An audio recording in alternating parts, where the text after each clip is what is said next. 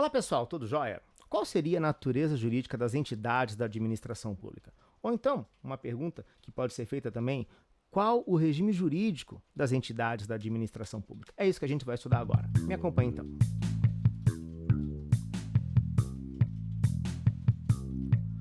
Beleza, pessoal? Eu sou o professor Rodrigo Cavaleiro Rodrigues e você está aqui comigo no canal Mapeando Direito. Estamos estudando o direito administrativo, especificadamente a organização da administração pública. Essa daqui é a aula número 3 da playlist sobre esse tema, né? Sobre organização administrativa. Bem, na aula anterior, a gente viu que a administração pública brasileira é dividida em administração direta e indireta, certo? Legal. Agora a gente vai tentar entender qual a natureza jurídica, qual o regime jurídico dessas entidades. Então, não esqueça disso. A natureza jurídica das entidades da administração pública está relacionada com o regime jurídico a que essas estão submetidas. Esse regime jurídico pode ser um regime jurídico de direito público ou um regime jurídico de direito privado, certo? Bem, como regra, a administração pública se sujeita ao regime jurídico de direito público, que impõe condutas submetidas a princípios publicistas, tais como a supremacia do interesse público, certo? Isto é muito importante. Uma autarquia, por exemplo, uma entidade como um município, como um estado, ou mesmo a União, são entidades que estão submetidas ao regime jurídico de direito público. Portanto, essas entidades podem, bem como devem, exigir a supremacia do interesse público, porque essas entidades realizam uma atividade estatal típica. No entanto, agora imagina um banco, qualquer banco, público ou privado. Será que um banco ele vai exigir a supremacia do interesse público a seu favor? Não, um banco está no âmbito do direito privado, vai respeitar a legislação da concorrência, vai respeitar a legislação do direito do consumidor, Código Civil, legislação trabalhista. Mas os bancos públicos, como a Caixa Econômica Federal ou o Banco do Brasil, ora, eles são apenas públicos no sentido de pertencerem a uma entidade da administração, mas um banco, mesmo que seja um banco público, como a Caixa Econômica Federal, segue regras do direito privado. Isso é óbvio. Se não fosse assim, a Caixa Econômica Federal poderia exigir a supremacia do interesse público a seu favor e, consequentemente, nos impor, por exemplo, firmar um contrato de conta corrente com ela. E isso não vai ocorrer. Beleza? Então, a maioria das entidades da administração pública está submetida a um regime jurídico de direito público, mas há algumas exceções, a gente vai ver isso agora. Bem, o que é a ideia do regime jurídico de direito privado? No regime jurídico do direito privado, nós temos a regulamentação das relações entre particulares. E, geralmente, no direito privado, há muita margem para negociação, certo? Já no direito público, nós temos a tutela da coisa pública, a tutela do interesse público. E as entidades da administração, especialmente a da administração direta, vão representar esse interesse de todos nós, o interesse da coletividade, que a gente chama de interesse do Estado ou interesse da administração, certo? Diferentemente do direito privado, no direito público não há muito espaço para a modulação dos efeitos de um ato jurídico, não há muito espaço para negociação, certo? Então, esse esquema aqui apenas resume. Lá no direito privado, o interesse dos particulares. No direito público, a tutela da coisa pública, certo? A natureza jurídica. A natureza jurídica de direito público, aquilo que traz consigo a supremacia do interesse público, ela é bem típica da administração direta, das autarquias e dos consórcios públicos. Então, todas as entidades da administração direta, União, Estado, Distrito Federal e municípios, bem como também lá na indireta, as autarquias.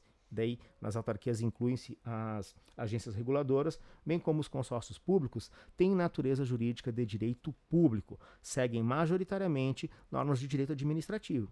Enquanto que, no direito privado, nós vamos ter as empresas públicas e as sociedades de economia mista. As empresas públicas, como por exemplo a Caixa Econômica Federal e os Correios, e as sociedades de economia mista, como por exemplo a Petrobras e o Banco do Brasil, seguem normas do direito privado, estão submetidas a esse regramento. Portanto, natureza jurídica de direito privado. E as fundações públicas? As fundações públicas, daí depende, tá? Depende do quê? Vamos para esse esquema. Lembra que as entidades da administração indireta são criadas pelas entidades da administração direta? Quando uma entidade da administração direta, por uma lei específica, cria uma entidade da administração indireta, está criando uma autarquia ou um consórcio público. Esse é o processo de descentralização, certo? Agora, como que nós criamos uma empresa pública ou uma sociedade de economia mista? Como elas seguem normas do direito privado, a criação de uma empresa pública ocorre pelo registro do seu ato constitutivo, ou seja, do seu estatuto, no cartório, certo? Lá no cartório de registro de pessoas jurídicas, perfeito? Então, como é que eu crio uma empresa pública? Da mesma forma que eu crio uma empresa privada, registrando em cartório o seu estatuto.